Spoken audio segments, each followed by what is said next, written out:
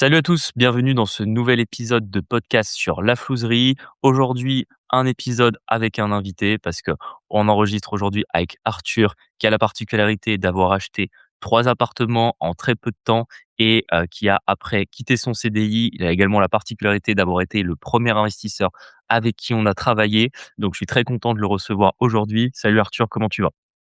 Salut Julien, très bien, merci pour l'invitation, c'est cool. Bah, écoute, avec grand plaisir. Je pense que ça va être un super épisode de podcast. On a plein de choses à se raconter. En plus, tu avais eu un parcours assez intéressant. Tu étais parti avec peu d'épargne de côté, ce qui avait fait forcément une problématique au niveau du financement. Et je pense qu'il y aura beaucoup à raconter dessus parce que tu as été un peu celui qui a eu le record en allant voir 14 banques différentes pour financer tes OP. Et on aura l'occasion d'y revenir en détail. J'aime bien toujours poser une petite question pour casser la glace à chaque fois que je reçois un invité. Ma question, c'est toujours la même et je la trouve assez intéressante. C'est globalement, quel a été le pire investissement que tu as fait, dans ta vie? Parce qu'aujourd'hui, tu es investisseur, tu entreprends également. Quelle est, la chose? Ça peut être soit en termes financiers, soit des fois en termes de temps. Tu vois, par exemple, j'avais eu un entrepreneur qui m'a raconté que s'était énormément investi avec, un salarié et que malheureusement, bah, ça s'était mal passé, qu'il regrettait d'avoir consacré autant de temps à ce salarié, que finalement ça avait été un peu son pire investissement. Mais si par exemple, toi, tu as quelque chose en termes monétaires, financiers ou une erreur de parcours, peu importe, qu'est-ce que tu estimerais comme le plus mauvais investissement que tu as fait jusqu'à maintenant? Vas-y, OK, j'en ai 2. Ouais, Le premier qui est une erreur où je m'en mords encore, les doigts aujourd'hui, c'est qu'en 2016, j'étais déjà exposé aux crypto-monnaies un petit peu. OK, C'est l'époque où c'était genre à 800 € le BTC OK, et j'en ai acheté. Je m'en souviens, j'étais mineur à cette époque-là, donc j'étais full, sur mon père en train de lui dire: «Faut que tu investisses là-dedans» et cetera. Moi, j'ai vendu ça avant le bull run 2017 et aujourd'hui, si j'avais encore, ces 2 BTC que j'avais à l'époque, bah, voilà, aujourd'hui, c'est à 70 000, il y a quelque temps, c'était à 130 000 donc bon, ça m'aurait mis plutôt bien, mais bon, c'est pas grave. Mais je suis toujours OK. exposé aujourd'hui, donc au moins ça m'a forgé mon caractère sur ce C'est sûr côté-là. et en Voilà. termes de chiffres, désolé de remuer un peu le couteau dans la plaie, mais en termes de chiffres pour qu'on se rende compte, 2016, tu te souviens à peu près à combien tu l'as acheté, à combien tu les as revendus? Ouais, c'était 800 $ je pense, OK, hein, à cette époque-là. D'ailleurs, c'était hyper difficile de trouver un exchange. Je me souviens même que je suis allé au premier distributeur de bitcoin, de France, qui était à Bois-Colombes, en Île-de-France. OK, Donc je y aller savais même avec pas du que cash. je savais Ouais, même tu pas y que aller ça avec exis du cash et tout. Après, ça a été interdit et maintenant il y en a en Espagne et cetera. oui, Mais voilà, et je crois que c'était 800 et je l'ai vendu, je sais pas, j'ai fait que dalle, hein. Je crois que c'était même pas du x2, ça devait être à 2000 peut-être. OK, OK. Et encore, je crois pas parce que c'était vraiment début 2017 et je venais d'avoir 18 ans, j'ai vendu ça comme un con. Et du coup, bah, après il y a eu le bull run, après il y a eu 2020 et maintenant il y a aujourd'hui. OK, Mais OK, c'est OK. pas grave, j'en ai toujours, j'en ai toujours. Bon, beh, c'est bien Mais oui, après. c'est grâce à toi que je suis retourné dans les Ouais, que tu cryptos, es revenu un sinon peu sur cette classe d'actifs. Bah, c'est vrai que les c'est multiples encore autre chose, mais C'est vrai que les multiples qu'on peut faire dessus sont assez fous et c'est vrai qu'après je comprends très bien parce que moi je suis rentré un peu plus tard que toi à l'époque en 2017 et je me souviens qu'à l'époque il avait tapé les 5 000 et que tout le monde disait qu'il irait jamais plus haut et c'est vrai que bon, maintenant quand quelqu'un te dit qu'il va s'effondrer, tu y crois beaucoup moins mais c'est vrai qu'à l'époque, je peux comprendre qu'entre guillemets quand tu as 18 ans, que tu fais peut-être juste un x2 sur, tes BTC, tu pars pas dans l'optique que dans 10 ans ça vaudra, quasiment 100 fois plus, quoi. exactement. Et après, j'en ai un deuxième. Si tu veux, t'as parlé des salariés. J'ai eu 5 alternants, moi, à l'époque, ce que je faisais, même si je suis toujours indépendant aujourd'hui. Et je dois avouer que, le recrutement des alternants, c'est très énergivore. J'ai fait des extrêmement belles rencontres avec ces gens-là. C'est des gens qui ont extrêmement évolué aujourd'hui. Je suis très ravi d'avoir pu travailler avec eux. Mais si c'était à refaire, je referais les choses, complètement différemment et j'essaierais pas de me sous-payer pour payer les autres d'abord, dans l'espoir d'avoir une croissance, énorme, dans ce que je faisais à l'époque puisque je pensais que ça allait monter beaucoup plus haut mais j'étais inexpérimenté. Bon, ça a été une période assez difficile, mais je suis très content humainement de l'expérience, mais financièrement, ça a pas été la meilleure période pour moi. Donc aujourd'hui, je referai les choses complètement différemment et avec mes expériences après, je me rends compte qu'il faut plutôt recruter des gens, mettre le prix et rencontrer des A players comme diraient les Américains, entre guillemets, même OK. si c'est un peu bullshit. J'irais plutôt là-dedans, voilà. Parce que tu as parlé de salariés tout à l'heure et ça m'a fait penser à ça et en vérité, ça m'a j'ai tout de suite pensé à ça, donc c'est que c'était quelque chose d'assez difficile, ouais. OK, bah, c'est bien parce que du coup cette anecdote elle me branche déjà sur une des premières questions que je voulais te poser parce que là du coup tu as parlé de salariés donc ça veut dire que c'était tes salariés si je comprends bien? Oui. OK, donc ça veut dire que tu avais déjà une boîte finalement assez tôt, sachant que tu as eu un parcours après on y reviendra, mais tu as été en CDI. Si tu peux peut-être un peu te présenter rapidement pour nos auditeurs, dire un peu, ce que tu fais aujourd'hui en quelques mots et globalement ça embranchera juste après sur, d'où tu viens, qui tu étais avant de rencontrer l'immobilier, un peu les différentes activités professionnelles sans forcément rentrer dans tous les détails, que tu as pu faire jusqu'à maintenant. Ouais, bien sûr, bah, écoute, aujourd'hui, je vais avoir 27 ans là dans 3 mois. Nous, on s'est rencontrés il y a 1 an et demi grand max. Je Aujourd'hui, je suis redevenu indépendant, je suis consultant, en fait, tout simplement, en micro-entreprise et en société. Je n'ai pas d'alternant, du coup, aujourd'hui, même si, je leur souhaite, tout le meilleur et j'ai pas de souci avec eux. Heu et effectivement, juste avant ça, j'ai été en CDI, ce qui nous a permis de faire, l'immobilier ensemble, même si j'aurais très bien pu le faire en indépendant. C'est pas forcément interdit de le faire en indépendant. Mais à l'époque, je faisais pas assez de chiffre d'affaires. Il fallait 3 ans de comptabilité claire, en tout cas, enfin, c'est ce que je croyais. J'étais consultant, également de 2018, à 2023. Et de OK. 2023 à 2025, j'étais en CDI et depuis, 2025, je suis redevenu, consultant, même chose que je faisais avant. Voilà, tout simplement. Pour mon parcours et effectivement, j'avais une micro, j'étais au format micro-entreprise quand j'avais les alternants, OK. et j'en ai eu 5 sur l'espace de 2 ans et demi, 3 ans. OK. Tu en as eu 5 parce que tu en as eu en même temps ou tu en as eu 5 parce qu'il y a eu beaucoup de turnover? J'en ai eu 2. Non, j'ai eu aucun turnover, j'ai arrêté avec personne, OK. j parce que je l'aurais peut-être dû, mais je me voyais pas faire ça humainement, surtout que j'étais jeune et c'était des gens qui avaient à peu près le même âge que moi en plus. Oui. Donc je pense que j'étais biaisé un petit peu et cetera. Et j'en ai eu 2 directs, heu, 2 en même temps après qu'ils aient terminé leur première année d'alternance et 1 personne toute seule après, qui était entre 2 sur les 2 derniers et cette dernière personne-là, voilà. OK, ça marche, ça marche. Donc du coup, tu jusqu'en 2023, tu es indépendant et à partir de 2023, tu reprends un CDI du coup?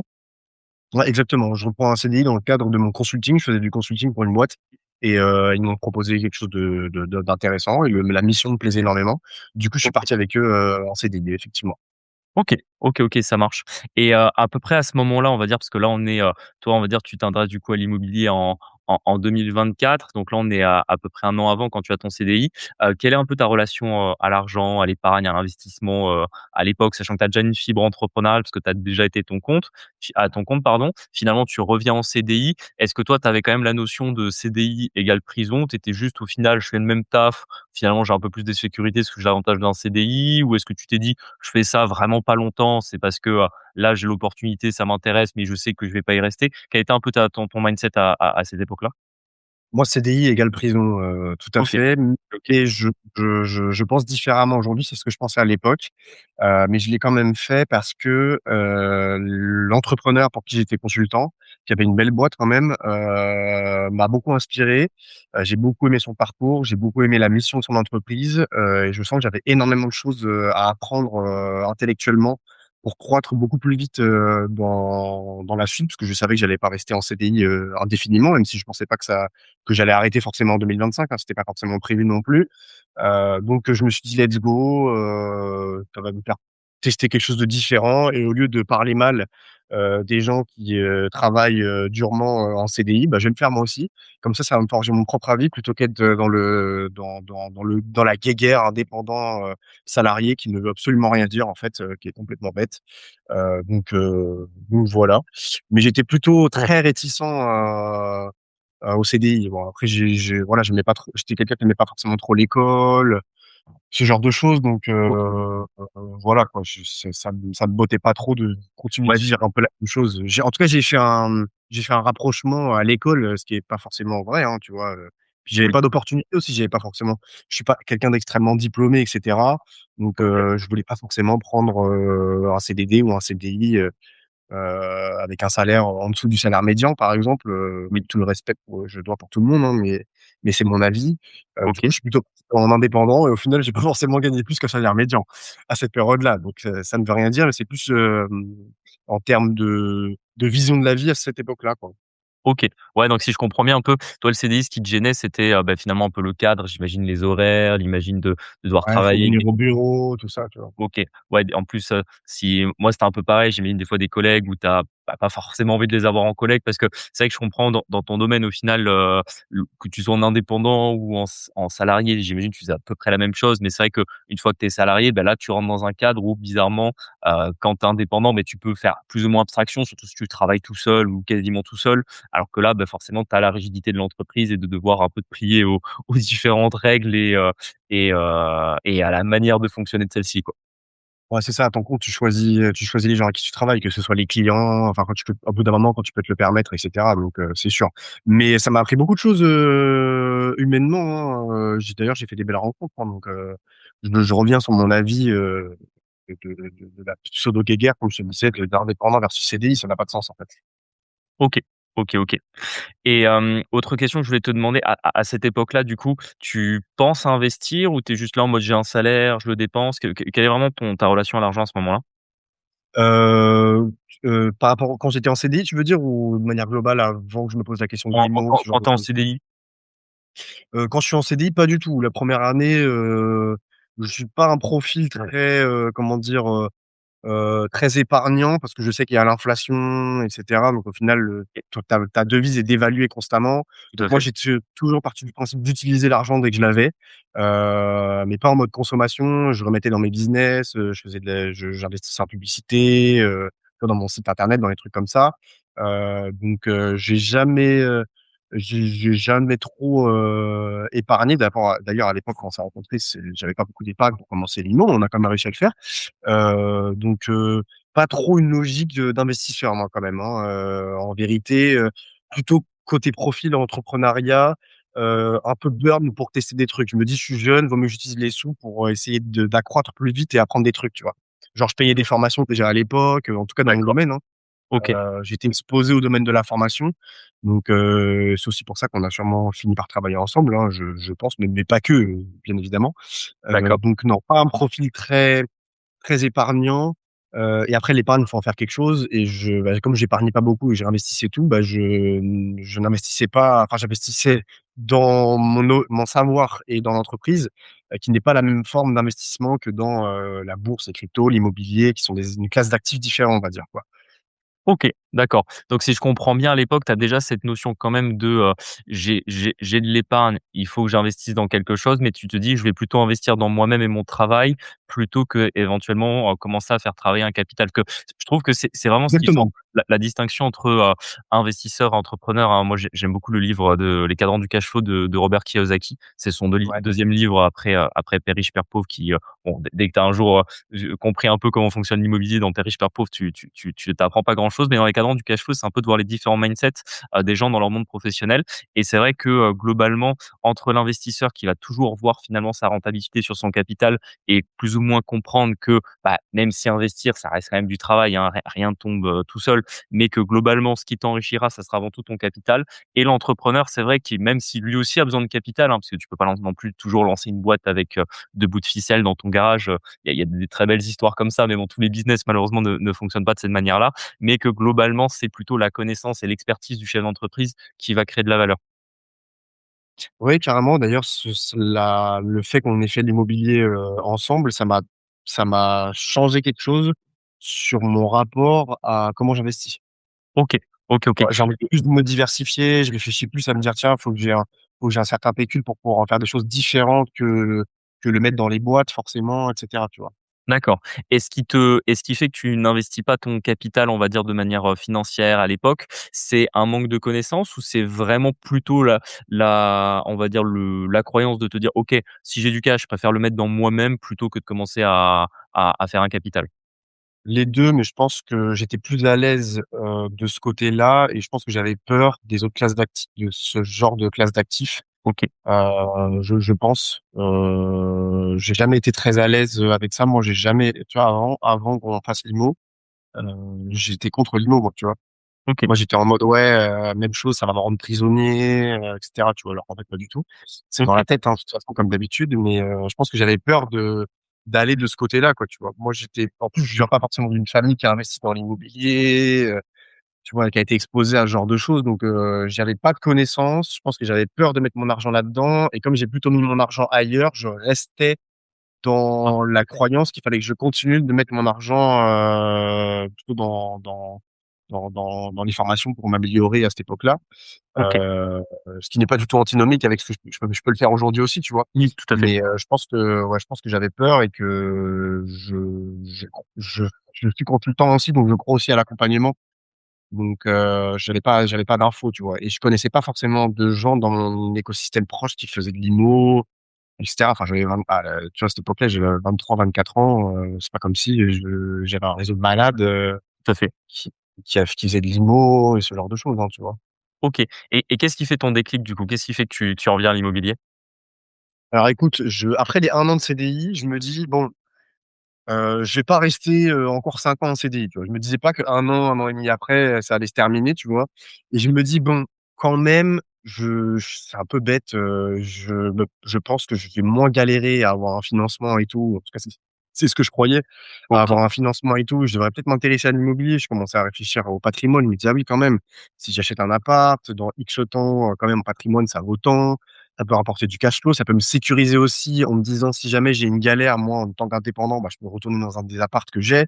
Tu vois, j'étais vraiment dans une logique survivaliste un peu, moi. J'ai un côté un peu survivaliste où je me dis au cas où, tiens, j'ai placé mes trucs, ici et là, et au cas où j'ai un gros pépin, je suis safe, quoi, tu vois? OK, Heu, du coup, bah, au bout de 1 an, je sais que j'ai discuté avec quelqu'un. Je sais plus si c'était dans la boîte, je crois que c'était dans la boîte avec qui je bossais. Il y avait une nana, qui devait avoir 30 ans, et elle était en résidence principale avec son mec, avec son copain, et elle allait vendre son appart, faire un micmac pour, acheter une maison et en même temps faire de l'investissement locatif, et je lui posais la question des chiffres.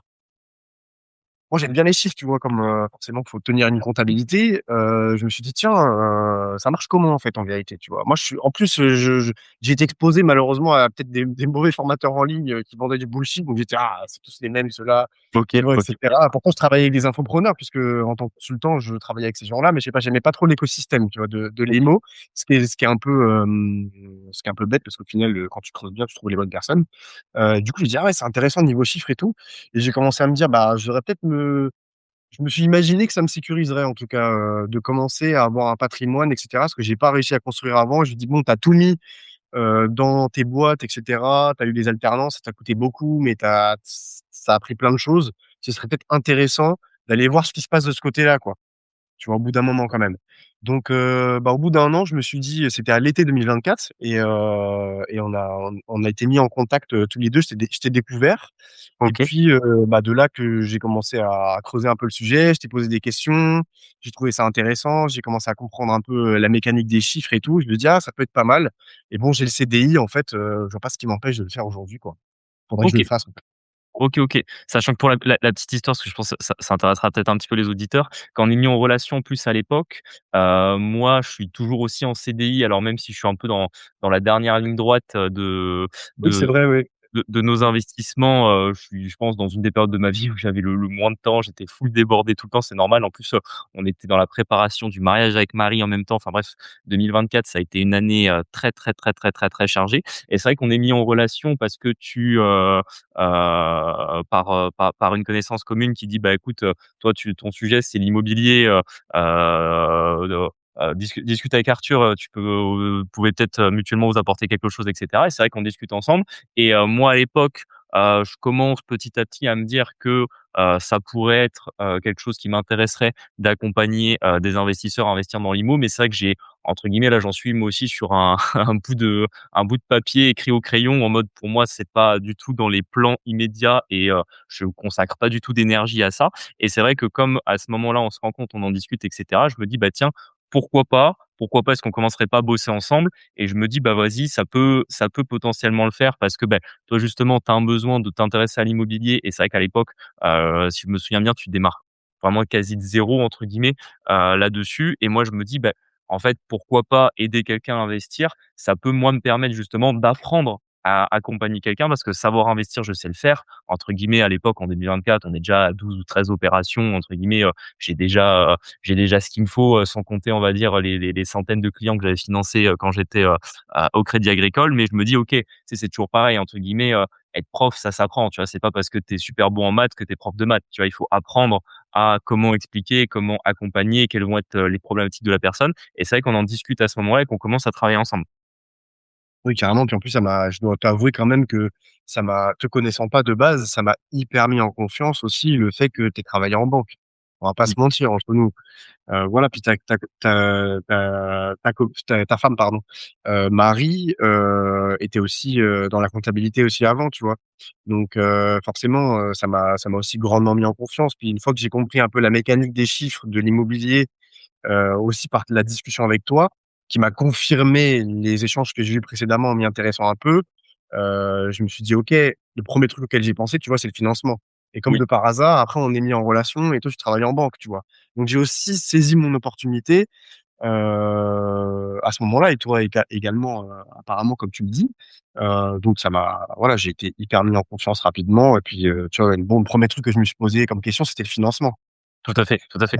On va sûrement rentrer là-dedans après, mais Mais c'est sûr, on en reparlera, mais toute façon, je dis toujours, hein, quand on investit dans l'IMO, on a toujours les 2 premiers blocages, c'est, trouver un bien rentable, le faire financer. Ça peut être les 2, des fois ça peut être un des 2. Et c'est vrai que, naturellement, le financement revient souvent parce qu'au final, je pense que trouver des biens rentables, même si, bah, on a vu ensemble pour travailler toutes ces questions de rentabilité et cetera, surtout que toi, tu t'es dit: «Vas-y, je pars direct sur du locatif», parce que justement, je pense que tu avais déjà cette démarche de te dire, «J'ai pas forcément envie d'avoir une RP qui va me bloquer un endroit si je quitte mon CDI, que je veux déménager et cetera, c'est peut-être pas le plus intéressant».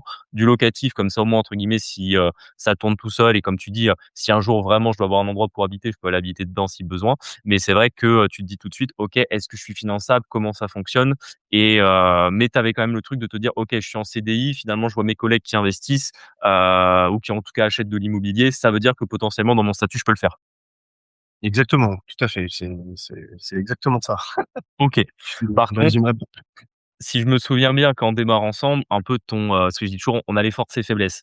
Ta force à l'époque, c'est que de mémoire, tu as un bon salaire en CDI, ouais, donc quelque chose qui rassure plutôt la banque. En revanche, le red flag pour le banquier, c'est que tu as 0 épargne. c'est l'épargne. Ouais, j'avais pas beaucoup d'épargne, ouais, c'est clair. OK. Du coup, forcément au niveau de la stratégie, si tu veux un peu expliquer sur quoi on part à ce moment-là pour, éventuellement, faire un peu l'hologramme de ta première opération? Ouais, carrément. Bah, écoute, moi, tout de suite, comme on a dit avant, je pars dans les trucs, directs, financement, comment ça marche et cetera. Je peux espérer quoi avec tant de salaire et cetera. Après, on arrive sur le sujet de l'épargne. Donc on voit que j'ai pas beaucoup d'épargne, mais bon, on va quand même tenter le coup. Tu me dis que c'est possible, donc on va essayer, quoi. Après, le premier truc, qu'on a fait, c'est établir la roadmap, ensemble. Surtout dans les grandes lignes, ce qui va se passer, quoi. Parce que finalement, le truc quand tu connais pas bien ou que tu penses connaître parce que tu t'informes, mais que tu es pas conseillé directement et que tu regardes juste sur internet, même ce qui est une excellente introduction quand même, tu pars dans tous les sens, en fait. Un coup, tu vas sur Le Bon Coin, tu regardes des trucs, tu vois les prix, tu te dis: «Tiens, à quoi ça ressemble ça?» Après, tu as le biais de te dire: «Ah mais ça, c'est pas beau, j'irai pas là-dedans», mais en fait, tu t'en fous parce que tu veux faire du locatif, tu vois? Donc faut réfléchir à ce genre de choses et après tu m'as tout de suite surtout recadré pour se dire: «OK, attends, d'abord on commence par ça, on réfléchit par ça, on peut espérer ça si on réfléchit comme ça. Faut plutôt que tu t'attaques à ce genre de choses si tu as telle situation géographique, telle épargne et cetera, ce que tu peux espérer». Donc on est tout de suite parti sur, de la ville moyenne. Donc je peux même dire là où j'investis, il y a pas de problème, c'est à Béziers. D'ailleurs on a j'ai posé beaucoup de questions sur où est-ce que je pouvais investir, tu vois? Donc on a regardé le sud de la France qui était la zone géographique, qui était la plus proche de moi, enfin surtout, le Languedoc-Roussillon, quoi. Et du coup, je t'ai posé pas mal de questions sur, pourquoi ici, pourquoi là, essayer de comprendre les chiffres. Je me souviens que d'ailleurs quand j'ai commencé à regarder les biens, j'ai pas mal galéré avant que mon œil soit aiguisé pour comprendre qu'est-ce qu'est un bien rentable, pourquoi est-ce qu'il faut regarder ça, tout de suite calculer la rentabilité potentielle, s'il y a des travaux dedans, quel type de travaux surtout. Parce que bon, si tu plus du second œuvre à faire, là ça devient autre chose, parce que moi j'allais pas acheter un appartement de plus de j'allais pas acheter un truc à 400 000 euros, quoi. Donc, je pars tout de suite sur des appartements on avait parlé des studios aussi, un petit peu, des studios pour étudiants. Oui, Au début, j'en avais visité quelques-uns. Mais sinon, après, on était parti sur plutôt des apparts entre 50 000 et 80 000 euros tout à fait. dans cette taille-là. J'ai aussi compris que plus les mètres carrés sont petits, plus il y a une valorisation des mètres carrés aussi, parce que si je dépasse les 70 mètres carrés, par exemple, après tu me corriges si je me trompe, hein, c'est toi l'expert, mais moi c'est ce que j'ai retenu aussi en même temps. Si je dépasse les 70 mètres carrés, il va falloir que je loue en nu et pas en meublé. Donc c'est potentiellement moins de renta aussi pour avoir un prix de location plus élevé. Et si tu as un appartement de 90 mètres carrés, que le truc, il y a 12 chambres ou qu'il y en a que 2 justement, bah, tu peux pas rentabiliser énormément tes mètres carrés. Donc, c'était un peu difficile aussi cette zone-là parce que quand étais sur des appartes genre à 60 mètres carrés, des fois tu as des trucs, tu sais, T2 quoi. Sauf que Oui, du coup, c'était pas cohérent d'avoir autant de mètres carrés pour si peu de pièces et c'est pas comme si tu allais inventer une cloison, et cetera quoi, tu vois? exactement. Donc, ouais. Je sais pas si tu veux ajouter quelque chose par rapport à ça?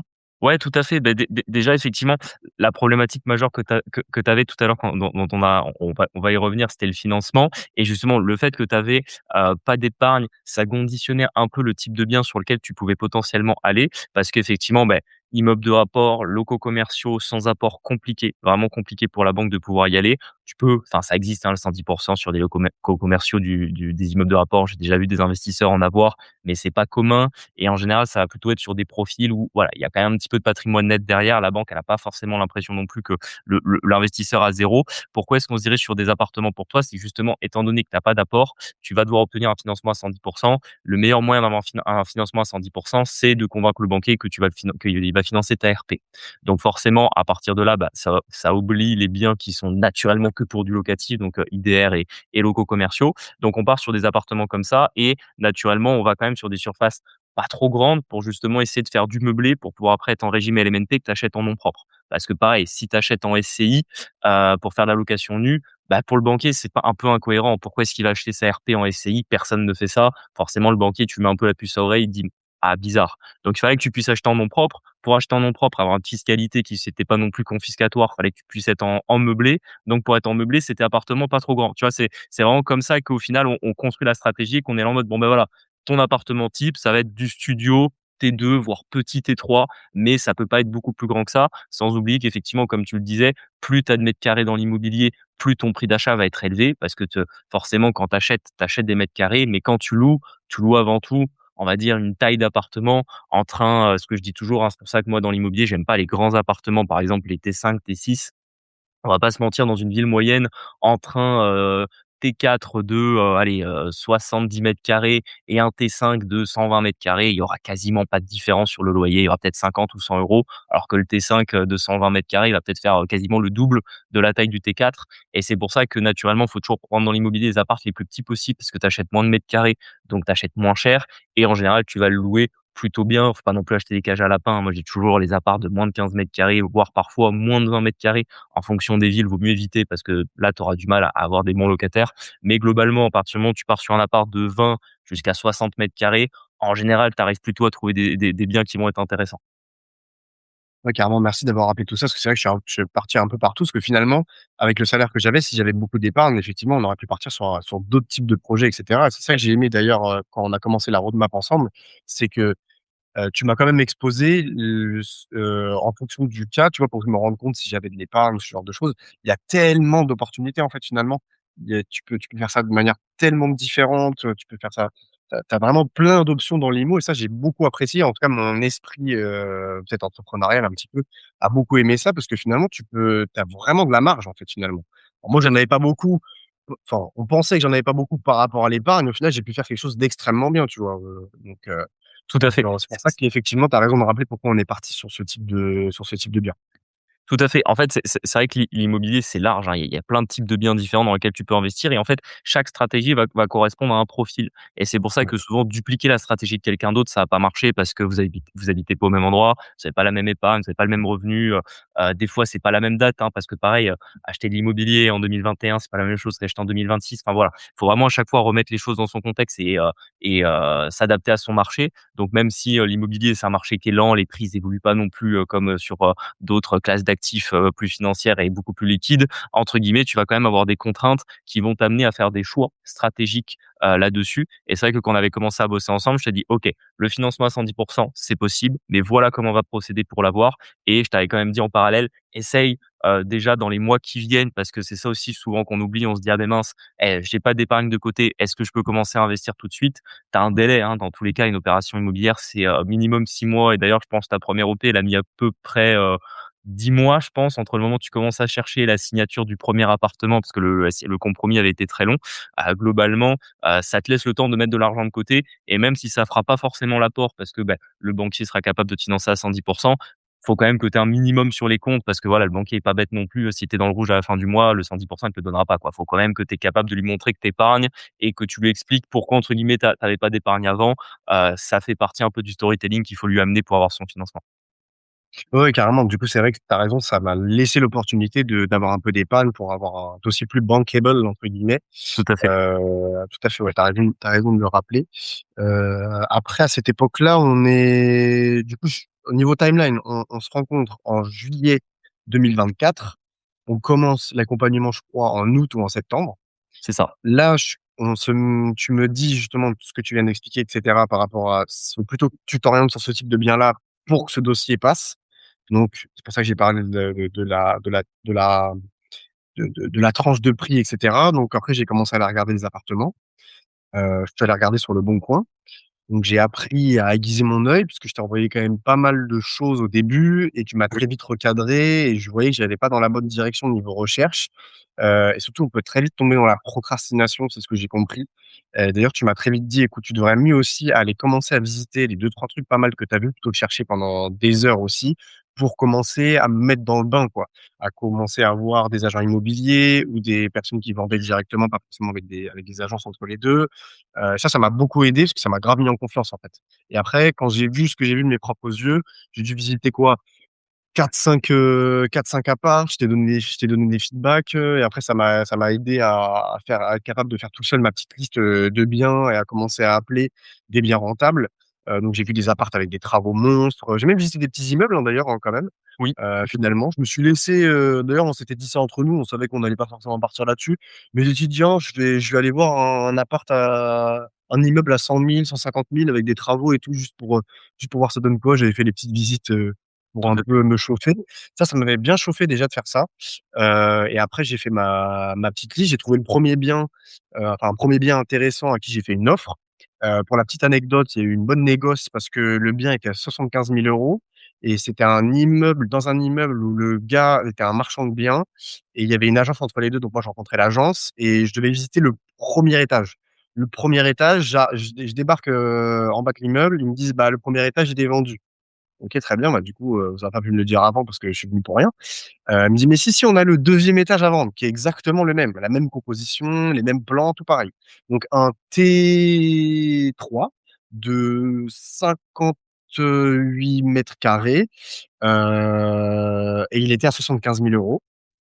Et du coup, je on fait une négoce par tes conseils parce que du coup, comme il vendait le premier à 75 000 € et qu'on savait que c'était un marchand de biens, on savait qu'il avait besoin de vendre vite aussi et cetera.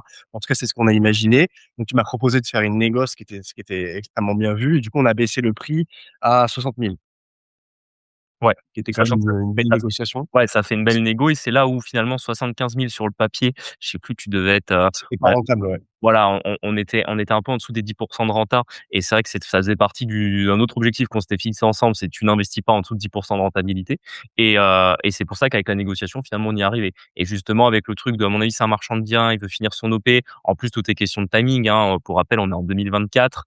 Là, l'immobilier, honnêtement, en 2026, c'est un peu calme aussi, mais c'est un peu plus reparti en 2025. 2024, faut savoir que tous les vendeurs, depuis 2023, ils vendent plus rien, quoi. Donc je savais qu'entre guillemets, il avait quand même ce truc de vouloir finir son développer et de vendre, je savais aussi que comme, je connais des marchands de biens, que je connais leurs problématiques, bah, entre guillemets, ils ont le coût du crédit aussi qui a explosé ou alors c'est leurs fonds propres et en fait, tant qu'ils ont mobilisé leurs fonds propres dans un immeuble, ils peuvent pas partir sur autre chose. Donc entre guillemets, des fois, le marchand de biens, il préfère, quasiment être flat sur le dernier lot qu'il a à vendre dans un immeuble pour terminer son OP, récupérer tout son cash et pouvoir repartir sur autre chose. Donc voilà, on avait un peu mis ça en tête. Je crois que ça a mis du temps quand même la négo. Ça a pas été une négo d'une journée, je crois que ça a mis une semaine quasiment parce que tu avais une Ouais, contre-offre. ouais, il y a eu quand même pas mal d'allers-retours. Il y a eu une contre-offre, et même, je crois, une deuxième contre-offre. Et finalement, bah, on a fait un peu, euh, comment dire, pas les morts, mais c'était un peu notre dernière offre, quoi, celle qu'on avait Ouais. proposée. Et au final, on est tombé sur 60 000. Et en plus, il y a la com de l'agence, hein. Donc, en plus, Oui, techniquement, le dedans. bien voilà, vaut moins cher au mètre carré s'il n'y avait pas cette com-là. Mais bon, j'ai quand même payé à ce prix-là. Voilà. Et par contre, lui, il a été assez difficile cet appartement parce que, bah, une fois que la négoce était faite, on a mis 3 mois à avoir le compromis. Non, 6 mois à avoir le compromis, pardon.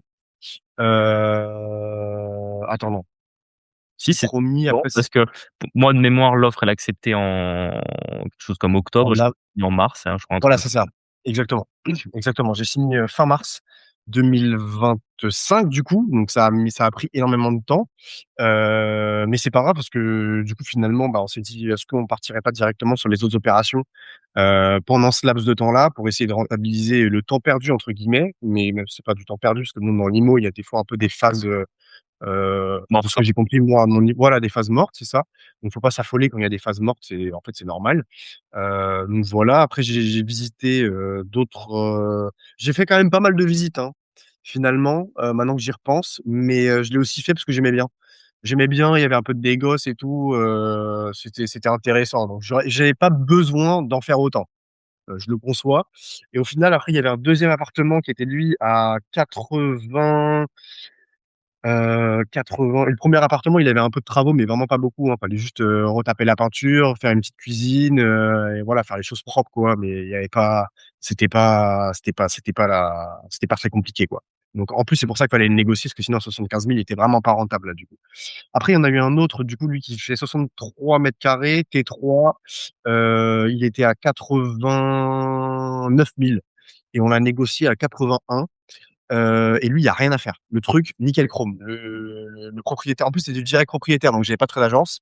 Et lui, bah, le gars était chauffagiste, je crois. Donc en plus, il avait retapé l'appart 1 an avant, et c'était de l'investissement locatif aussi pour lui. Donc j'ai acheté à quelqu'un qui faisait de l'investissement locatif, quoi. Et c'était son seul autre bien que sa RP. Donc on a négocié à 81 000, c'est passé, et c'était en décembre 2024 du coup. Et 3 mois après, bah, on a signé compromis et ça s'est vendu, quoi. Enfin, l'acte de vente même était signé en mars. En mars. D'ailleurs, les deux sont arrivés à peu près en même temps. Et lui, on a réussi à le faire financer aussi en investissement locatif et le premier en RP du coup, en résidence principale. Voilà. OK, OK, OK et justement maintenant pour revenir un peu sur l'aspect bancaire, comment ça s'est passé? Parce que je sais que tu avais pas mal d'appréhension dessus, parce que je pense que c'est le truc qui te paraissait un peu le plus, complexe, je sais pas si c'est le mot qu'on peut employer, là-dessus et sachant qu'en plus on avait établi une stratégie qui était assez serrée. C'est-à-dire qu'il fallait, que tu sois capable d'aller voir, la banque pour, justement les convaincre de te prêter à 110 sur ton salaire qui certes était, largement suffisant, pour, aller sur un appartement de ce type-là, parce que tu aurais même pu prétendre à une maison, par rapport au salaire que tu avais à l'époque. Mais globalement, la problématique, c'était que si la banque voulait au moins l'apport des frais de notaire, ça nous allait pas parce qu'on s'était dit que nous, la strat, c'était 110. Oui, et puis on avait déjà l'idée de potentiellement faire au moins 2 achats. C'est pour ça qu'on n'est pas parti sur quelque chose de 150 000 € direct avec une RP, mais on voulait déjà faire 2 biens minimum. Et les banques, bah, alors du coup, je suis allé à ma banque, chez qui j'étais de base, qui ne m'a pas financé, qui voulait pas me financer. Je suis allé voir, je pense, quand je veux dire, je suis allé voir 10 banques différentes. C'est pas 10 entités différentes, mais même des agences, la même banque et des différentes agences, en fonction Oui, de l'endroit. Donc ça, c'est assez drôle puisqu'au final, une même banque m'a dit non dans une agence et m'a dit oui dans l'autre. Donc au final, ça, c'était intéressant, parce que j'étais pas encore noté en tant que prospect ou client chez eux. Donc bah, je c'est pense ça. qu'ils ont pas dû ils ont pas dû avoir l'info entre eux. Donc en fait, l'autre banque, c'est comme si j'avais jamais, enfin l'autre agence à Pignon-sur-Rue. Alors j'étais allé voir l'autre avant, c'est comme si j'avais jamais existé pour eux. Voilà. Et c'est deux banques mutualistes qui m'ont financé. Et la banque dans laquelle j'étais moi de base, c'était une banque, c'était BNP en fait. Hein. Ouais, tu étais à la BNP, et J'ai et ce qui était intéressant là-dessus justement, c'est qu'on en parlait parce que tu as été motivé, tu as fait beaucoup de rendez-vous bancaires. Je sais que ça, c'est le truc qui peut, bah, des fois démotiver des investisseurs, c'est qu'en plusieurs refus, on a l'impression qu'on s'est trompé, que, le projet est pas réaliste ou que, bah, tout simplement, on pourra pas aller au bout. Sachant que toi, par rapport à ce que tu demandais, le 110, tu avais un peu 2 scénarios. C'était certains établissements qui te disaient: «Non au 110, on vous demande au moins de faire ça comme apport» et ça allait pas. Ou alors tu avais carrément des banques qui ont refusé de te financer parce qu'ils ont trouvé que le projet était trop tôt. Enfin, ils ont sorti un peu toutes les objections externes du banquier, qui peuvent exister, projet trop prématuré, pas assez d'épargne, voire même tu as même une banque qui t'a dit: «On veut pas financer un bien dans cette rue-là». Enfin bon bref, tu as eu un peu Ouais, ouais. tous les retours habituels des banques et c'est vrai que c'est ce qu'on avait travaillé ensemble et ça que, nous enfin, nous l'expérience qu'on avait eue sur nos prêts et moi ce que je voyais, au Crédit Agricole, c'était que globalement je te disais, effectivement, tu peux aller même voir 2 agences d'une même banque à partir du moment où la première qui t'a dit un refus n'a pas monté le dossier.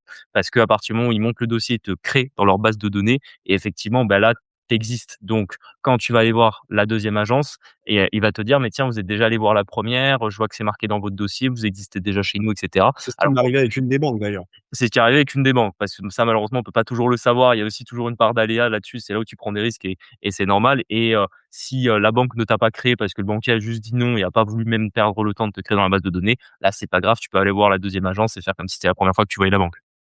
Ouais, exactement. C'est aussi grâce à tes retours. J'ai compris les retours des banquiers grâce à ton expérience à toi, qui m'a fait comprendre qu'aussi, ce qu'on me disait, il fallait pas que je prenne tout au premier degré, et cetera, quoi, tu vois? Enfin, il y a pas, j'avais pas à réfléchir plus que ça en fonction du Oui, refus. complètement. Pourquoi si et mi, ils m'ont dit ça comme ça? Parce que là, je sais pas, ils voulaient pas financer dans cette rue-là parce qu'il y a des rats, enfin, tu sais, voilà, quoi. Tu sais, Ouais, c'est ouais, c'est c'est pas ça, c'est ça. non, non, Mais mais c'est ce qui est totalement faux. Mais du coup, bah, interaction assez marrante, finalement avec les banquiers et au final, j'ai fait preuve de résilience. J'ai pas arrêté, je me suis fait un petit tableau Excel où j'ai fait mon petit suivi, des banques. Il m'a dit tel truc, j'ai eu rendez-vous à telle date, je sais que je peux le relancer à telle date, je les rappelais. J'ai fait des 2e rendez-vous dans certaines qui m'ont finalement dit non. Après d'autres qui m'a du coup, 2 autres qui m'ont dit oui. Donc en faut bon, tu t'arrêtes pas et tu comprends que les feedbacks qu'on te donne, c'est pas forcément la réalité non plus, que d'une banque à l'autre, ça change énormément et que même, au rendez-vous près que tu as, à une semaine près, ça peut changer la politique même qu'il y a dans l'agence, tu vois? complètement. Donc au final, ça ne veut pas faut pas du tout se fier, en tout cas de mon expérience, faut pas se fier du tout à ce que la banque, le banquier, en tout cas le conseiller que tu as en face de toi, va te dire. Il y a des banques qui ont des fonctionnements différents. Le conseiller, des fois, il va demander à quelqu'un qui s'occupe spécialement des financements, ce qui est pas le fonctionnement dans toutes les agences. Il y a des agences qui sont, voilà, qui fonctionnent pas, les banques fonctionnent pas toutes pareilles. Donc ça veut rien dire, en fait. Donc j'ai pas lâché et au final, bah, il y a les banques qui m'ont financé, ça s'est extrêmement bien passé. C'est allé rapidement, c'était clair, c'était voilà. Donc juste j'ai pas lâché, mais j'ai fait, ouais, une bonne dizaine d'agences, ouais, 10 entre 10 et 15. OK, OK. Ouais, franchement, Mais c'est c'était exceptionnel. possible donc Tu sais qu'en vrai, c'est énorme, hein. Moi, je connais très peu de gens qui sont pour aller, bon, là, du coup, c'était 2 dossiers, mais pour faire 2 dossiers, je connais très peu d'investisseurs qui sont allés voir autant de banques. Souvent, malheureusement, bah, les investisseurs vont un peu se décourager avant et ce que je peux comprendre, hein et c'est pour ça que c'est intéressant ce que tu disais sur les excuses des banques. Il faut comprendre que souvent, il faut pas, y donner trop de crédit. Moi, j'aime bien toujours, comparer, ça me fait marrer, mais comparer la relation que tu vas avoir avec un banquier avec, un date. C'est-à-dire que c'est une relation qui est remplie de non-dits, tu rencontres, tu dois un petit peu, charmer l'autre. Alors d'un point de vue financier, là, on entend, hein, mais je veux dire, voilà, il y a plein de choses que tu vas pas dire, que tu comprends, tu sais que l'autre sait, mais tu peux pas vraiment le dire parce que c'est pas comme ça que ça se fait, d'un point de vue des relations avec une banque et de la même manière que, par exemple, je sais pas quoi, quand vous faites un date, vous rencontrez une nana et elle va vous dire: «Non mais, c'est pas toi le problème, c'est moi» ou elle va te sortir une excuse et qu'à la fin tu dis: «Non mais en fait son excuse, c'est bidon, il y a autre chose, mais bon c'est pas grave, ça sera une autre». Bah, avec les banques, c'est exactement pareil. Quand ils vont te sortir une excuse, «Non, on finance plus, parce que, entre guillemets, vous êtes trop jeune pour acheter votre RP, tu vois? Alors qu'il y a pas d'âge, hein, si tu veux acheter une RP, que tu aies, 20 ans ou 60 ans, qu'est-ce que ça peut bien faire au banquier si tu as envie d'acheter un appart, tu achètes un appart, tu vois? Bah, entre guillemets, il faut pas porter d'intérêt et d'importance à ce type de réponse. C'est juste se dire: «OK, pas ce banquier-là, je vais voir le suivant» et même si le banquier parle, des fois, il parle même pas au nom de sa banque, hein, il parle juste à son nom lui-même de banquier qui a pas voulu étudier le dossier. Tout à fait, tu joues ton jeu et il joue le sien. Puis il y a quand même le biais de l'humain aussi, c'est qu'il y a des personnes avec qui tu t'entends pas forcément, et cetera. Même si tu donnes le maximum, Tout il y à a des fait. gens aussi avec qui ça passe pas, parce que c'est quand même le conseiller que tu as à la fin de la journée, c'est lui qui décide aussi quoi, tu vois?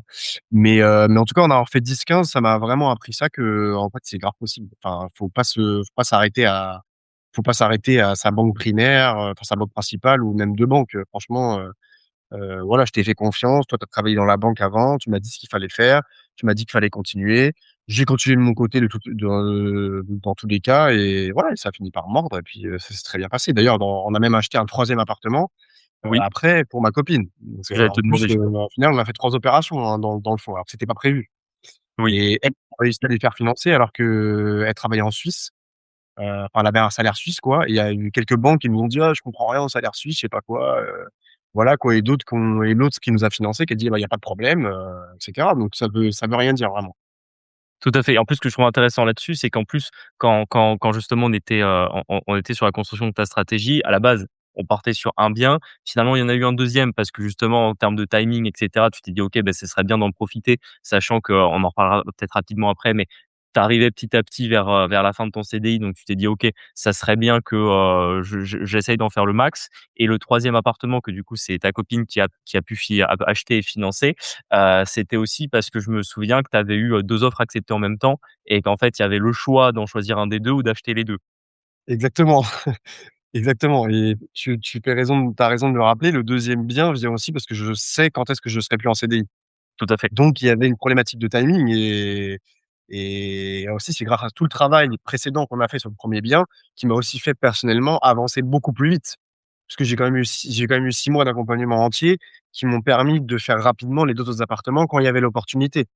Donc les 6 mois qui ont été longs pour le premier, c'était pas un problème finalement, tu vois? On peut toujours trouver, chaussure à son pied comme on dit, c'est la bonne expression.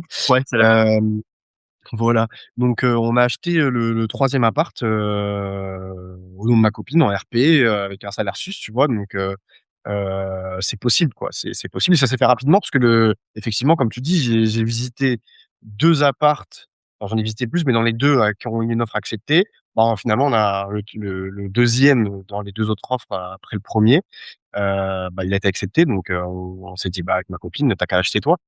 Et on est allé tenter de la même manière qu'on a tenté avec les banques, moi, pour elle et ça a fonctionné.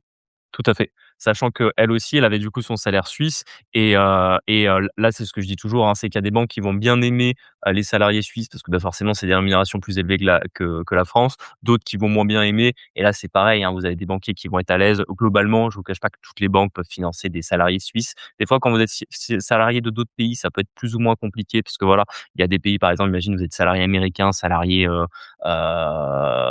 anglais, ça peut être un peu plus embêtant parce que vous êtes parfois plus dans l'Europe, plus, peut y avoir des problématiques de Brexit. Voilà, par exemple, je sais que les banques françaises n'aiment pas du tout les résidents fiscaux, américains.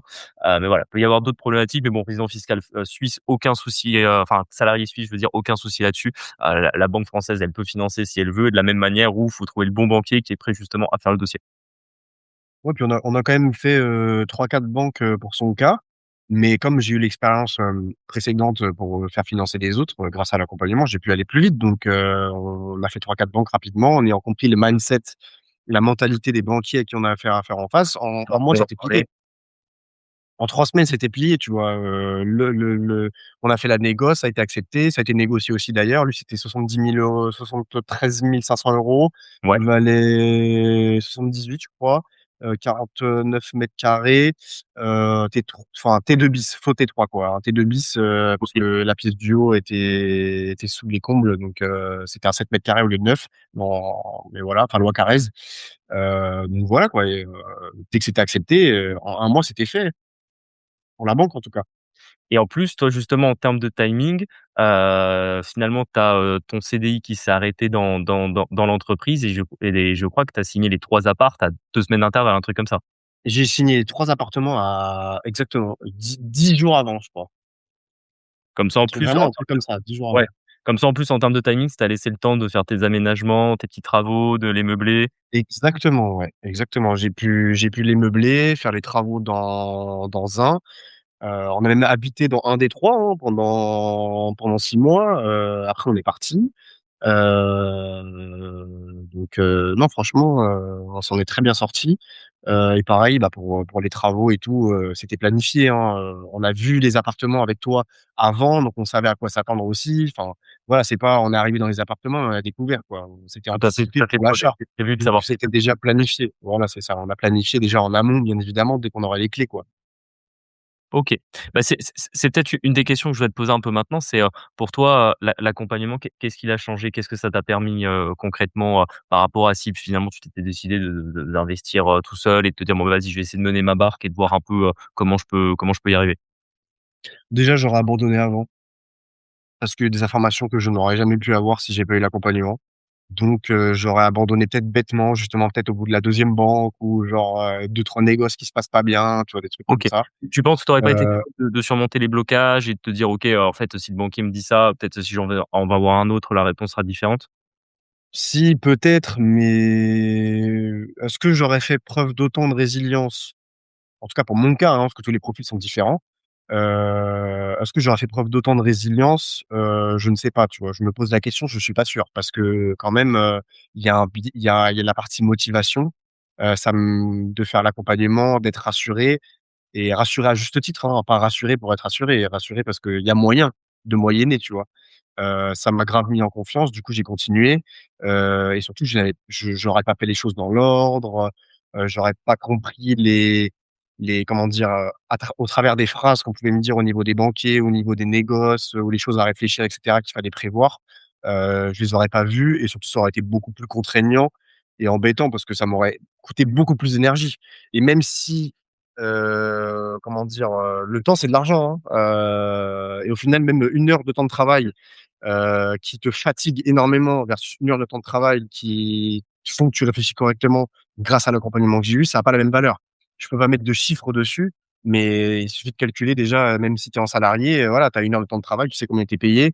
Toi, tu peux faire une équivalence donc non, après au niveau de l'investissement que j'ai mis dans l'accompagnement en lui-même, bah, je me suis rentabilisé puisque les biens sont rentables à 10. On a fait 250 000 € de patrimoine. Ça a pris un petit peu plus de temps que prévu, mais c'est grâce à l'expérience de «perte de temps» entre guillemets qu'on a pu aller beaucoup plus vite derrière. Donc en fait, on n'a pas perdu de temps parce qu'au final, si on réduit, le temps à la logique économique qu'on a mis derrière, qu'on a réussi à avoir, bah, on n'a pas perdu 6 mois en fait, c'est grâce à ces 6 mois-là qu'on a fait ce qu'on a fait après. Donc bah, c'est rentable, en fait, tout simplement. Et justement, en termes de chiffres, parce que les 3 financements étaient quasi à 110, hein, je crois qu'il y en a juste un ou 2, tu as dû apporter les frais de garantie, je crois. C'était quoi? C'est des frais Ouais, c'est d'hypothèque, ça, des exactement. je sais plus. Ouais, les frais d'hypothèque, ouais. OK, OK, et en termes de cash flow aujourd'hui, ça donne quoi? Alors en termes de cash flow aujourd'hui, les je te donne le prix de location des 3 apparts si tu Ouais. veux. Il y en a un à 645 € sur OK, le 49 mètres carrés. Donc déjà en plus c'est là que c'est intéressant aussi en termes de prix parce qu'en fonction des appartements et des mètres carrés que tu as, la situation géographique et tout, tu peux louer plus ou moins cher. Celui qui se loue le plus cher pratiquement, c'est celui qui est le plus petit, OK, mais on aura peut-être l'occasion d'y revenir. Celui qui est à 49 mètres carrés T2 bis, il se loue à 645 €. OK. Je dois avoir, ça doit y avoir 450 € de coûts avec, la banque, l'assurance, machin, tout ça. En Ouais. termes de charges de copro et tout, ça doit être, c'est 80 €, quelque chose comme ça. Donc on est OK, largement 10 de rentabilité, OK. même avec la taxe foncière, hein, comprise, hein, donc je crois on est à 8 super net, quoi, après la taxe foncière en plus. OK, OK, OK. Ouais, donc Donc je crois en cash flow, si je calcule de tête, ça doit quoi faire 100-150 € de cash flow par mois, je crois à peu près? exactement, ouais, je crois que c'est 125, un OK, truc comme ça, entre 120 et 130. J'ai plus le chiffre exact, mais c'est 123 et quelque chose, je crois. OK, Voilà, ensuite on a un autre appart, donc celui qui est à 64 ou 63 carrés T3, il est loué à 690. OK. Lui, il est à un petit peu moins de rentabilité, il est à 8 de renta. Il doit sortir, 90, quelque chose comme ça. Le cash flow. OK, OK, OK, Ouais, 90 de cash flow, OK, tout après tout payé, hein, la OK. Ouais, banque, la quand carte tu dis 8 bancaire. 8 net, hein, c'est une fois que tu as déduit tous tes frais? Ouais, c'est une fois que j'ai déduit tous mes frais, tous mes frais pour le coup, ouais. Ah ça, je calcule toujours en brut, donc c'est pour ça que je remets, Ouais, ouais, ouais, j'avoue que moi, j'essaie de calculer en net. Donc c'est de 8 quelque chose comme ça. OK, Voilà et ensuite le dernier appart qui lui est à 58 carrés, il est loué 590. C'est normal aussi parce que c'est un appartement un peu moins bien situé, qui a un peu moins de charme aussi. Oui. Donc c'est normal qu'il soit un peu moins cher que les autres. Mais lui, il a coûté beaucoup moins cher parce que c'est celui qui a coûté 60 000, et que j'ai fait tous les travaux, tous les petits travaux moi-même, donc ça m'a pas coûté, très cher niveau travaux. Et en plus, je me suis fait financer les travaux en partie sur celui-là, donc OK. c'est encore mieux. C'est vrai qu'on en a pas parlé, mais sur celui-là, les travaux ont été financés.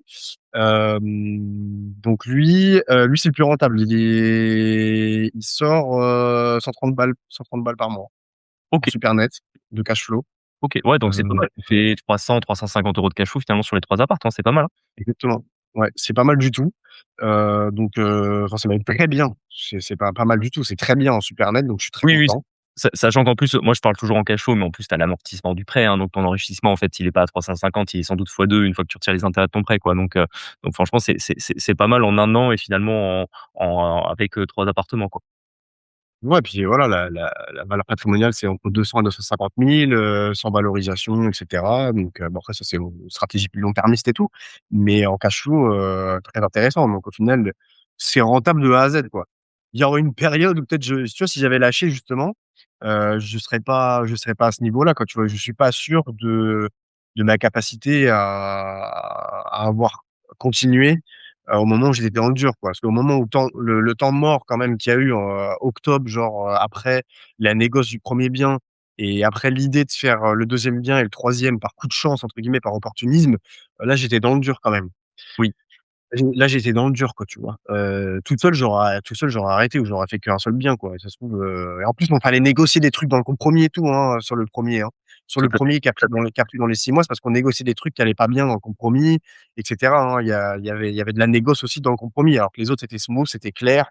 Il y a eu les compromis, c'était clair, net, précis, ça s'est fait en 2 mois puis c'était plié. L'autre, c'est parce qu'il fallait voir les trucs dans le compromis, il y a des choses qui allaient pas avec le marchand de biens et cetera, donc là, tu vois, c'était, zone juridique un peu aussi avec le notaire et tout, donc là, c'était zone un peu compliquée, donc je suis pas sûr que j'aurais continué, tu vois? Et si j'avais pas continué, j'aurais pas eu l'opportunité des 2 autres. Donc voilà, en termes de rentabilité, par rapport à ce que j'ai payé dans l'accompagnement, on est largement rentable. Ouais, OK, OK, OK Ouais, et mais j'ai pas envoyé des fleurs, hein, Julien, hein, je merci, merci, mais c'est c'est vrai prouvé que par les chiffres, tu vois? c'est bien de rappeler que l'immobilier, c'est vrai que c'est de la charge mentale aussi parce qu'entre guillemets, c'est long et il y a beaucoup de trucs à penser et ça me fait rebondir sur une autre question, c'est, est-ce que, il y a un réflexe qu'on t'a transmis qu'aujourd'hui, tu ferais sur chacune de tes OP, qui pourrait justement te permettre d'éviter des erreurs? Et si par exemple, tu voudrais donner aux auditeurs, une bonne pratique ou un truc que toi tu as retenu sur l'immobilier et que vraiment tu dis: «OK, il y a quelqu'un qui te dit: "Vas-y, je vais commencer l'IMO", si tu dois lui donner un bon conseil, qu'est-ce que tu lui donnerais?»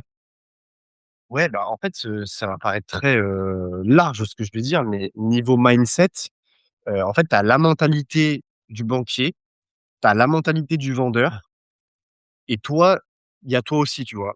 Et donc, tu compiles avec 3 personnes en même temps en plus, donc c'est pas Oui, comme une relation, commerciale, avec un client classique, tu vois? Tu as la banque, faut réussir à convaincre la banque, faut aussi charmer, aussi le vendeur, IMO parce qu'il y a d'autres gens qui sont sur le coup aussi, hein. En général, tu es pas le seul, à faire des négoces et à faire des propals, à la personne qui vend bien. Donc surtout, c'était une vision des choses, tu vois? Genre, en termes de mentalité, je saurais pas exactement l'expliquer, mais au bout des 6 mois, au bout du premier compromis, je me mettais en mode mindset IMO, quoi, tu vois? OK, C'est OK, là, c'est de l'immobilier, faut pas que je réfléchisse comme d'habitude. C'est pas la même chose que ce que j'ai fait avant. C'est pas la même chose que quand j'étais à mon compte. C'est pas la même chose que j'étais en CDI. C'est pas la même chose quand j'ai une relation client, à mon compte ou quand je fais ma prestation. C'est vraiment, il y a une mentalité, quoi. Et je trouve qu'elle est à part. Pour le coup, c'est pas la même chose que dans les autres classes d'actifs, que tu sois, bah, tu retrouves potentiellement peut-être la même mentalité long-termiste, et cetera. Tu vois? Il y a quand même un un comment dire? Un circuit, qui se rejoint, quoi, tu vois? Mais, surtout, c'est le réflexe de te dire: «OK, là, je suis dans l'immobilier, c'est pas la même chose. Il faut pas que je vois les choses de la même manière» et une fois que tu as reçu l'expérience, c'est comme si ton œil était aiguisé pour voir les choses qui vont, voir les choses qui vont pas, tu vois? OK, OK. Donc le réflexe pour toi, c'est de finalement retenir que dans l'immobilier, c'est un marché avec ses propres codes et que globalement, il faut vraiment avoir le mindset, quand tu évolues là-dedans et pas, raisonner de manière trop, comme tu pourrais le faire dans d'autres milieux professionnels, quoi. Ouais, puis une fois que tu as capté ces codes, tu n'as plus peur, en fait, de faire les différentes démarches ou si des fois il y a des petites embûches sur le chemin, ce qui arrive toujours, même si elles étaient mineures, hein, c'était pas dramatique non plus. Dans ton positionnement émotionnel, tu sais comment gérer le truc, quoi. Tu vois, Complètement. tu Mais pas en train de rentrer. tu vois, ça me fait penser à une petite anecdote, ça, c'est vrai que j'en parle souvent avec des investisseurs, c'est que globalement, on peut avoir tendance, que c'est vrai que c'est mal vu aujourd'hui, par exemple, d'être un négociateur trop agressif parce que ça fait passer pour le marchand de tapis et cetera. Et moi, je dis toujours, il y a des professionnels avec qui tu vas travailler de manière régulière, où tu peux pas vraiment te permettre d'être un marchand de tapis. Par exemple, les artisans, si tu as envie de te faire un réseau d'artisans et de travailler avec eux régulièrement, tu peux pas te permettre d'aller tirer sur la corde de fou dès qu'ils vont te proposer quoi que ce soit, parce que soit ils vont justement s'adapter, du coup, à chaque fois te faire des prix plus chers en sachant que tu vas les tirer, vers le bas comme un fou, ou alors au contraire, ils vont plus vouloir bosser avec toi parce qu'ils vont se dire: «Ce client est relou et je gagne pas grand chose avec lui». Du coup, ça, c'est des professionnels où tu vas devoir t'adapter de manière à, essayer, voilà, de payer les travaux moins cher, mais pas non plus d'être trop agressif avec eux pour pas les braquer. À l'inverse, un vendeur, moi je dis toujours, c'est quelqu'un que tu verras qu'une fois dans ta vie. Ah franchement, si tu dois passer pour le dernier marchand de tapis et négocier, jusqu'aux 50 € près, sur la vente, autant le faire, tu vois? Parce que des fois, tu vas te dire: «Ah bah non, je vais pas faire de contre-offre parce qu'au final, est-ce que je vais vraiment me casser la tête, en contre-proposant, 1 000 € ou 1 500 € de moins que ce que me propose le vendeur?» Moi, je dis souvent: «Vas-y, au final, c'est pas grave, hein». Si lui se vexe en se disant: «Oh mon Dieu, il aura vraiment essayé de me tordre», en fait, ça, c'est le but dans l'immobilier, tu gagnes de l'argent quand tu tords le vendeur, quoi. Donc pas hésiter à le faire, mais pas avec tous les professionnels. Pareil, le banquier, pour moi, le banquier, c'est un professionnel qui ne se tord pas. Si vous négociez de manière trop agressive avec votre banquier, il vous financera une fois, pas 2. Donc tu vois, c'est intéressant ce que tu dis là-dessus, justement, en termes de code et cetera, et d'être à l'aise, de savoir quand est-ce que tu peux te montrer comme un négociateur agressif et dans quel cas, au contraire, il faut savoir des fois mettre un peu d'eau dans son vin et se dire: «OK, je vais pas le tartiner parce que sinon, il voudra plus me reparler», tu vois? Ouais, 100. Mais tu raison. En plus, ça me fait penser à des exemples, aussi peut-être un peu plus concrets que ce que j'ai dit, tu vois? Tu as parlé de la négoce avec les biens. Bah, c'est sûr que si dans certains cas, on pouvait gratter, hein, on a eu, hein, gratter 2 000 €, 3 000 € et cetera. Mais pour la charge mentale, le potentiel du bien en lui-même avec les travaux qu'il pouvait y avoir et cetera, bah, je me suis dit: «C'est pas grave, je vais aller visiter d'autres biens, en fait, en attendant». Pendant que le gars pendant qu'il me répond, je vais en visiter d'autres et ça se trouve, j'aurai de meilleures opportunités et cetera. Donc faut aussi pas lâcher, comme dans tout, hein. Ça paraît assez simple comme ça, mais surtout quand tu as compris les codes de comment tu dois te positionner en fonction de l'endroit où tu es, surtout dans l'étape aussi, que tu es, comme tu dis, tu te mets pas dans le même positionnement quand tu es au début, au milieu ou à la fin du process, quoi. Oui, Tu vois? tout à fait. Donc une fois que tu as compris les codes, il y a pas grand-chose, enfin moi en tout cas du petit niveau que j'ai fait, hein, parce que vous avez quand même plus de 50 lots aujourd'hui et je suis sûr que vous accompagnez des investisseurs qui ont bien plus d'expérience que moi. Mais en tout cas, ce que je retiens pour ce que j'ai fait, c'est que comment dire? Tu te mets dans le comment dire? Le de te dire: «OK, j'avais trois quatre grandes choses à comprendre. En fait, elles sont pas si compliquées que ça, mais il faut actionner pour pouvoir les comprendre et une fois que tu l'as bien les enregistrées, tu deviens flexible en fonction de la situation dans laquelle tu es par rapport au cas de l'immobilier et du OK, coup, tu réfléchis plus vite, c'est plus tranchant et tu prends surtout des meilleures décisions». OK, En fait, c'est OK, ça. OK. Parce qu'à la fin, pour moi, c'est une histoire de décision. J'aurais pu m'attarder au premier bien et me dire: «Oh mon Dieu, c'est bon, il a accepté mon offre de moins de 2 000 balles», au final, j'aurais fini avec un appart avec énormément de travaux et il m'aurait saoulé, tu vois? Oui. Ça aurait pu être mon chemin, même si j'aurais fait une première acquisition et ça aurait été très bien et voilà, tu vois? Mais au final, on a réussi à faire mieux que ce qu'on pensait même de base. Voilà, je résumerais ça comme ça. OK. Et là, aujourd'hui, t'en es où à peu près dans ton parcours? Parce que du coup, tu as fait tes 3 OP là, tu as arrêté ton CDI, tu voyages maintenant beaucoup à l'étranger. Comment tu vois l'IMO un peu dans le futur et quelle est ta situation aujourd'hui? Bah, écoute, l'IMO, déjà, j'ai complètement changé de mentalité par rapport à l'immobilier. Je pense que c'est un très bon levier, patrimonial, et même aussi de cash flow, hein, d'ailleurs, de faire du bénéf, tout simplement et pouvoir en vivre parce que vous m'avez montré l'exemple et moi, avec 3 appartements, j'ai pu me rendre compte que c'était possible. Donc je me suis dit, après j'ai un profil où j'ai pas trop envie, là, tout de suite, mais c'est normal, c'est parce que pendant 1 an et demi, 2 ans, j'ai été «bloqué» entre guillemets au bureau, même si j'ai vécu une super expérience. Donc j'ai envie de revivre ma liberté que j'avais précédemment en tant qu'indépendant. Donc là, j'en reprofite un petit peu. Donc je mets pas du tout l'immobilier de côté et cetera. Je pense que quand je reviendrai sur le sujet, surtout que je commence à avoir de l'épargne et cetera, je pense que c'est un très bon levier qui peut extrêmement bien diversifier la situation que j'ai. Surtout ça m'a ouvert les yeux sur plein d'autres opportunités dans d'autres domaines de ma propre vie, en fait. OK, Parce que l'immobilier, c'est un mindset que tu peux appliquer ailleurs et qui m'a fait comprendre certaines choses. Et du coup, je vois bien l'immobilier en correspondance avec d'autres choses que je fais aujourd'hui, et ça m'a ouvert les yeux aussi sur d'autres classes d'actifs qui ont un mindset peut-être similaire à l'immobilier. Donc en plus, ça t'ouvre les yeux sur plus de potentiel, en fait, finalement. Et moi qui avais pas du tout une stratégie patrimoniale de base, dans le sens, tu vois, IMO, bourse, tu vois, des trucs comme ça, plutôt, voilà, plutôt en mode, start-up, société et cetera, tu vois? Même si on retrouve du mindset, très proche finalement, parce que c'est une forme d'entrepreneuriat, hein, finalement, l'immobilier. Oui. On le voit bien, dans ce que j'ai fait. Du coup, ça m'a grave ouvert les yeux sur beaucoup d'opportunités, en fait, auxquelles j'ai accès, et je me dis que si j'ai, de l'épargne supplémentaire. Là, je vais l'utiliser pour autre chose, que j'ai d'autres plans un petit peu, mais je reviendrai dans l'IMO, ça c'est sûr, tu vois? Parce que OK. en fait, c'est pas si compliqué que ça. C'est même, je dirais même, en fait, c'est un cheat code un peu, moi, je pense, finalement. Quand On va tu pas vois se ce que mentir, tu oui. Moi je trouve aujourd'hui c'est la manière la plus facile attends, tu peux te de faire s'enrichir. financer, C'est ça. mais ouais, en fait, ça m'a un peu ouvert les yeux. Tu peux t'enrichir si tu veux. T'enrichir, dans l'IMO, là, mais moi, ça m'a ouvert les yeux. Je me dis: «Mais c'est totalement faisable, en fait». C'est limite, je me dis: «OK, quand je recommencerai à réfléchir à tout ça et cetera», parce que là, comme tu l'as dit, je voyage un petit peu et cetera. Donc quand je Oui. reviendrai avec mon pied à terre en France et tout, je me dis: «En fait, si j'ai de l'épargne et que j'ai mis mes billes, dans d'autres choses d'ailleurs qui sont proches en termes de mindset dans l'immobilier», je me dis: «OK, mais en fait, c'est un levier où tu es sûr que si tu fais ça pendant, je sais pas, même ouais, 1 à 5 ans, tu snowballs, enfin, tu fais ça effet boule de neige. En fait, je me suis pas rendu compte, mais tu peux faire financer plutôt relativement facilement. En plus, quand tu as commencé, après, tu as un meilleur dossier, Tout à donc fait. tu peux enchaîner les choses plus facilement. Le le Heu, le bien le plus dur à financer est souvent le premier. À partir de là, tu as compris un peu les codes, tu as souvent un banquier qui te connaît, qui sera prêt à te faire d'autres opérations. En plus, la les banques en France ne font pas de prêts à la garantie, ils font des prêts au revenu. Donc, il faut toujours que tu aies un revenu pour pouvoir emprunter.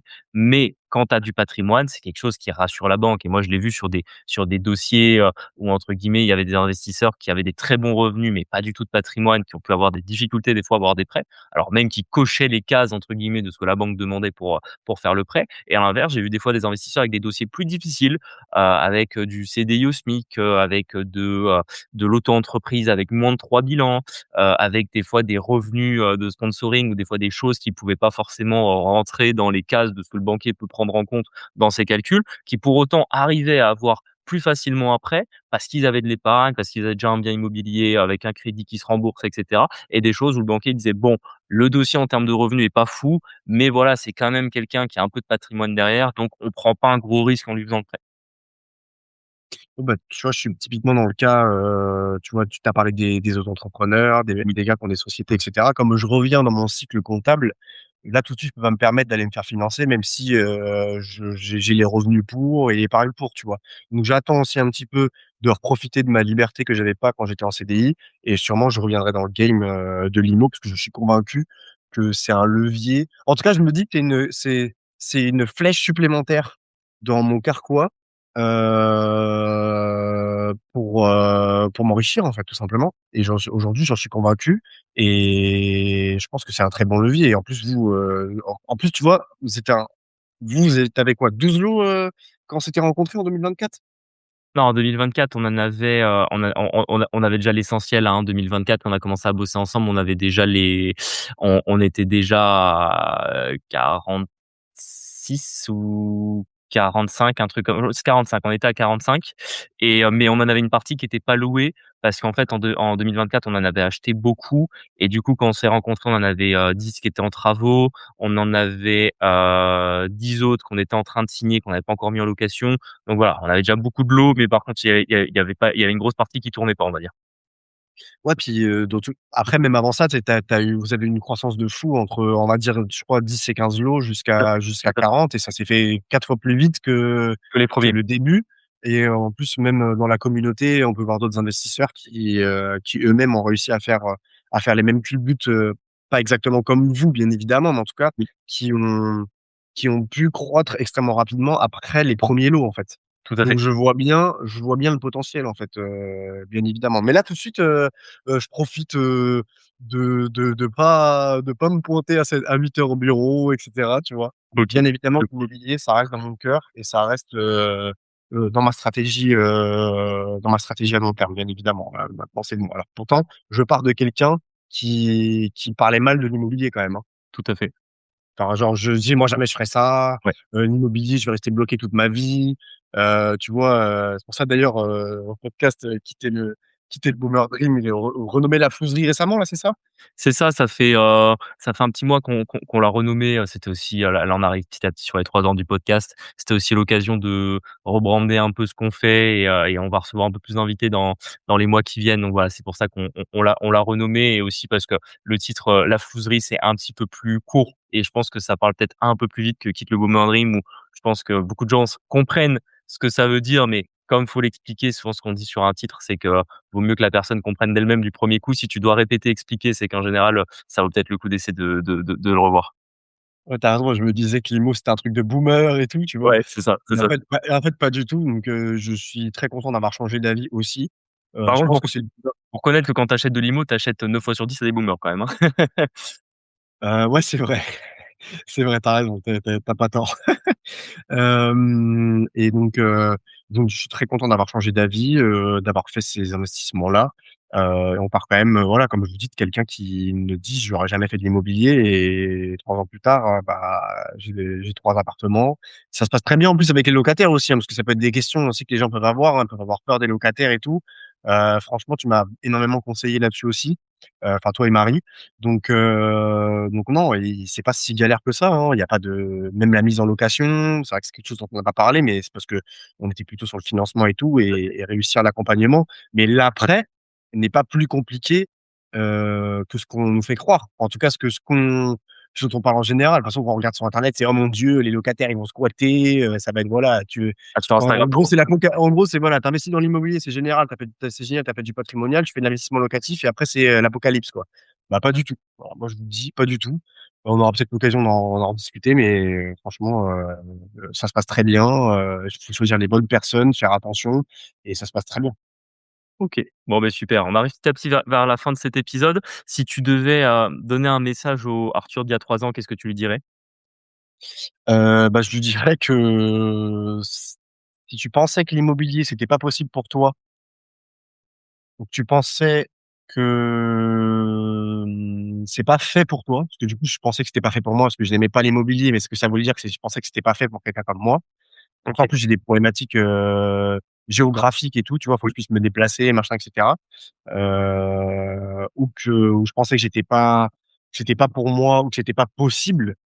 Et bah, la preuve que non, en fait, tout simplement et il faut se renseigner, commencer à s'intéresser, comprendre les chiffres et après, bah, moi, perso, je viens du consulting, donc moi, je conseille de se faire accompagner. Tu vas beaucoup plus vite quand tu te fais accompagner, et que quand l'accompagnement, c'est pas une question d'argent, c'est une question d'accélération.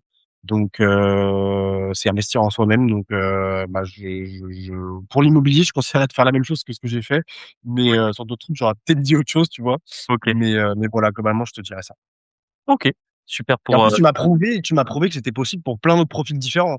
oui, Parce que complètement, complètement. Bah, en moi, fait, je suis quelqu'un d'assez curieux. On a discuté quand même d'autres choses que mon profil à moi et je me suis rendu compte que j'ai même dit à des gens que je connais qui ont moins de revenus que moi, je leur dis: «Mais en fait, je me suis rendu compte que tu es hyper finançable même, aux revenus que tu as aujourd'hui». tout à fait. En fait, c'est ça, bah, à partir du moment où tu as un revenu fixe pour la banque, c'est bon. Alors même que tu sois fonctionnaire, salarié, que tu sois en indépendant à condition, voilà, que tu un minimum d'antériorité de revenus pour la banque, tu vois?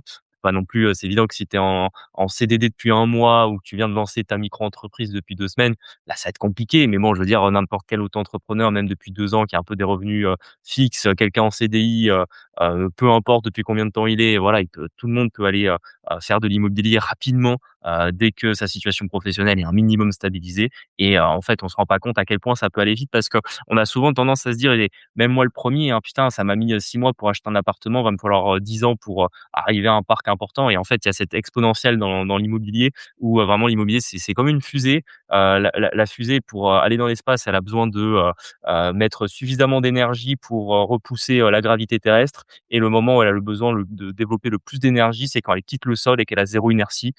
C'est exactement comme ça qu'il faut voir votre immobilier, c'est que quand vous allez démarrer, vous avez aucune inertie, vous êtes collé, sur le sol et en fait, vous allez devoir, mettre beaucoup d'énergie au début pour que ça décolle et après plus ça va décoller, plus ça va accélérer et plus entre guillemets «ça va être facile». Grave, grave. et quand tu compares la France aux autres pays, quand même, Tout à fait, bah, oui, c'est tu de la marge, je veux dire niveau banque et niveau immobilier, c'est cheat code la France. ah, exactement, tu vois, hier, je parlais encore à un investisseur belge, on parlait d'IMO ensemble et il me disait qu'en Belgique, voilà, c'est, pour, tu peux avoir du financement, au niveau fiscalité, c'est quand même plus enfin, c'est quand même mieux qu'en France, sur le locatif et cetera. Mais globalement, leur inconvénient, c'est que les banques, elles financent, sur du locatif, c'est 80 maximum. Donc ça veut dire que tu me fais 20 d'apport plus frais de notaire qui sont plus élevés qu'en France. Donc entre guillemets, tu as entre 30 et 35 d'apport, quoi. Ah ouais, non, franchement, la France, c'est en IMO en fait, c'est là, quoi. Tout à fait. Allez-y. Est-ce qu'il y a un endroit où on peut éventuellement te retrouver? Tu m'as dit que tu comptais lancer un podcast bientôt? Ouais, tout à fait, le podcast va s'appeler Data Prophet. Vous pouvez me retrouver sur LinkedIn, Arthur Tanto, OK, tout simplement. Je suis pas trop, Instagram, tout ça, je le garde privé, mais OK, LinkedIn, Arthur Tanto et sur YouTube et les plateformes de podcast, Data Prophet. OK, OK. Merci Julien, c'est gentil. Non, non, mais t'inquiète, avec plaisir. Ça sera quoi exactement le sujet de ton podcast? Alors excuse-moi, je vais faire un petit coup d'eau parce qu'on a quand même, dépassé l'horaire habituel, le temps d'horaire, du podcast, d'habitude, donc Ouais. on a beaucoup parlé. Le podcast, ça va être sur le data marketing principalement.